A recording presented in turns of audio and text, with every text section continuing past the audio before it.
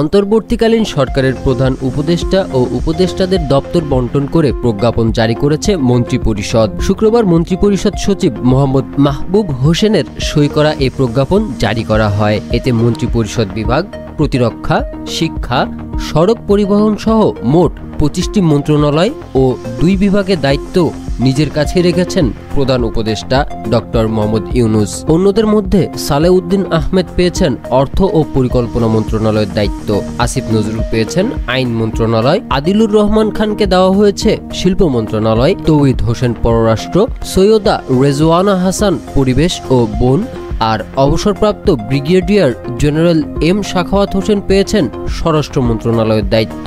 এছাড়াও আরিফ পেয়েছেন স্থানীয় সরকার মন্ত্রণালয়, ফরিদা আক্তার মৎস্য ও প্রাণী সম্পদ মন্ত্রণালয়, নূরজাহান বেগম স্বাস্থ্য ও পরিবার কল্যাণ, শারমিন মুর্শিদ সমাজ কল্যাণ এবং আখম খালিদ হাসান পেয়েছেন ধর্ম মন্ত্রণালয়ের দায়িত্ব।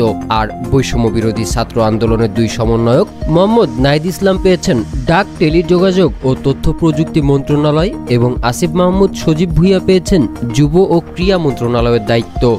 অন্তর্বর্তীকালীন সরকারের ডাক পাওয়া আরও 3 উপদেষ্টা সাবেক রাষ্ট্রদূত সুপ্রদীপ চাকমা, চিকিৎসক বিধানচন্দ্র রায়, মুক্তিযোদ্ধা ফারুকি আজম বৃহস্পতিবার শপথ না নেওয়ায় তাদের দপ্তর বণ্টন হয়নি। ধারণা করা হচ্ছে শপথ নেওয়ার পর তাদের দপ্তর দেওয়া হবে। হাসান, প্রহর 24।